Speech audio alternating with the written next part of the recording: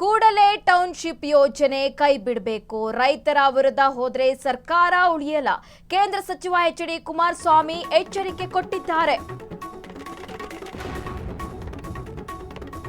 ರೈತರ ವಿರುದ್ಧ ಹೋದ್ರೆ ಸರ್ಕಾರ ಉಳಿಯೋದಿಲ್ಲ.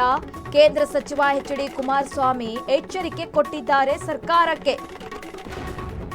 ಯಾವುದೇ ಕಾರಣಕ್ಕೂ ಯೋಜನೆ ಆಗಬಾರದು. ಈ ಭಾಗದ 80% ರೈತರ ವಿರೋಧವಿದೆ. ಈ ಯೋಜನೆಗೆ ಮತ್ತೊಂದು ಬೃಹತ್ ಹೋರಾಟ ಮಾಡ್ತೇವೆ ಅಂತ ಎಚ್ಚರಿಕೆ ಕೊಟ್ಟಿದ್ದಾರೆ. ಇಲ್ಲಿ ಎಚ್.ಡಿ.ಕೆ ದೇವನಹಳ್ಳಿ ಮಾದರಿ ಹೋರಾಟಕ್ಕೆ ಎಚ್.ಡಿ.ಕೆ ಕರೆ ಕೊಟ್ಟಿದ್ದಾರೆ. ಮುಂದಿನ ದಿನ ಉಗ್ರ ಹೋರಾಟ ಮಾಡ್ತೇವೆ ನಾವು ಅಂತ ಸರ್ಕಾರಕ್ಕೆ ಎಚ್ಚರಿಕೆ ಕೊಟ್ಟಿರುವಂತಹದ್ದು ಕೇಂದ್ರ ಸಚಿವರು. ಸರ್ಕಾರಕ್ಕೆ ಡಿನೋಟಿಫಿಕೇಶನ್ ಮಾಡುವ ಅವಕಾಶ ಇದೆ. ದಾಖಲೆ ಸಮೇತ ಇಲ್ಲಿ ಎಚ್.ಡಿ. ಕುಮಾರಸ್ವಾಮಿ ಕೌಂಟರ್ ಕೊಟ್ಟಿದ್ದಾರೆ ಸರ್ಕಾರಕ್ಕೆ. ಕೂಡಲೇ ಟೌನ್ಶಿಪ್ ಯೋಜನೆ ಕೈ ಬಿಡಬೇಕು ಅಂತ ಆಗ್ರಹಿಸ್ತಾ ಇರುವಂತಹದ್ದು ಇಲ್ಲಿ ಎಚ್.ಡಿ. ಕುಮಾರಸ್ವಾಮಿ. ರೈತರ ವಿರುದ್ಧ ಹೋದ್ರೆ ಸರ್ಕಾರ ಉಳಿಯೋದಿಲ್ಲ ಅಂತ ಡಿಕೆಶಿಗೆ ಎಚ್ಚರಿಕೆ ಕೊಡ್ತಾ ಇದ್ದಾರೆ ಎಚ್.ಡಿ. ಕುಮಾರಸ್ವಾಮಿ.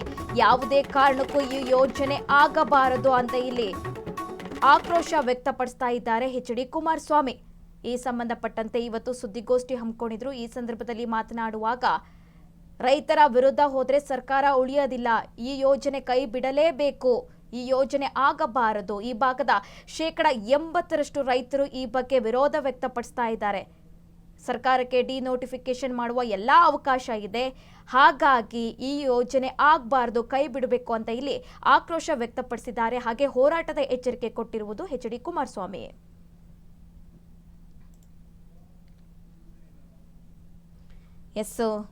ಬಿಡದಿ ಟೌನ್ಶಿಪ್ ವಿಚಾರಕ್ಕೆ ಸಂಬಂಧಪಟ್ಟಂತೆ ಇದೀಗ ದಾಖಲೆ ಸಮೇತ ಕೌಂಟರ್ ಕೊಟ್ಟಿದ್ದಾರೆ ಎಚ್.ಡಿ. ಕುಮಾರಸ್ವಾಮಿ. ಈ ಯೋಜನೆಯನ್ನು ಕೂಡಲೇ ಕೈ ಬಿಡಬೇಕು. ಇದರ ಹಿಂದೆ ಹೋದ್ರೆ ಅಥವಾ ರೈತರ ವಿರೋಧ ಹೋದ್ರೆ ಸರ್ಕಾರ ಉಳಿಯಲ್ಲ ಅಂತ ಇಲ್ಲಿ ಎಚ್ಚರಿಕೆ ಕೊಟ್ಟಿರುವುದು ಎಚ್.ಡಿ. ಕುಮಾರಸ್ವಾಮಿ. ದಾಖಲೆ ಸಮೇತ ನನ್ನೇ ಪಿತಾಮಹ ಅಂತ ಹೇಳ್ತಾರೆ. ಹೌದು, ನಾ ಪಿತಾಮಹನೇ 2006ರಲ್ಲಿ.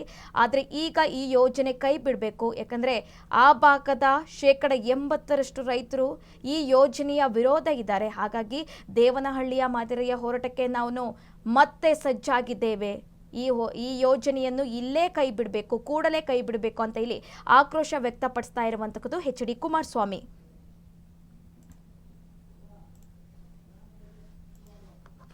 ಎರಡು 2006ರಿಂದ ನಮ್ಮ ಸರ್ಕಾರ ಮಾಡಿದ್ದು 2006. 2006ರಲ್ಲಿ ಜೂನ್ 11, 2007 ಇದು ನಾನು ಹೇಳ್ತಾ ಇದ್ದು ಕೊನೆ ಅಂತದ್ದು. ಅದು ನಾನು ಮಾಡಿರ್ತಕ್ಕಂಥ ನಿರ್ಧಾರ ಅಲ್ಲಿಗೆ ಸ್ಟಾಪ್ ಆಗುತ್ತೆ.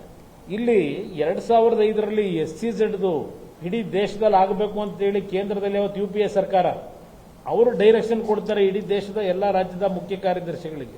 ಅದರ ಆಧಾರದಲ್ಲಿ ಹಲವಾರು ಭಾಗದಲ್ಲಿ SCZ ಝೋನ್ನ ಮಾಡ್ತಕ್ಕಂಥ ಸಂದರ್ಭದಲ್ಲಿ ನಮ್ಮ ಸರ್ಕಾರ ಅಧಿಕಾರಕ್ಕೆ ಬಂದಾಗ 1,16,000 ಎಕರೆ ಭೂಮಿನ ಬೆಂಗಳೂರು ಸುತ್ತಮುತ್ತ ಅಕ್ವೈರ್ ಮಾಡತಕ್ಕಂಥದ್ದಕ್ಕೆ ತೀರ್ಮಾನ ತೆಗೆದುಕೊಂಡಿದ್ದಾರೆ. ನೋಟಿಫಿಕೇಶನ್ ಮಾಡಬೇಕು, ಅಕ್ವೈರ್ ಮಾಡಬೇಕು ಅಂತ ಹೇಳಿ ಸಿದ್ದರಾಮಯ್ಯನವರ ಭಾಷಣ. ಕೈಗಾರಿಕಾ ಉದ್ದೇಶಕ್ಕಾಗಿ 5 ಉಪ ನಗರಗಳ ಸ್ಥಾಪನೆ ಈ ಟೌನ್ಶಿಪ್ 2000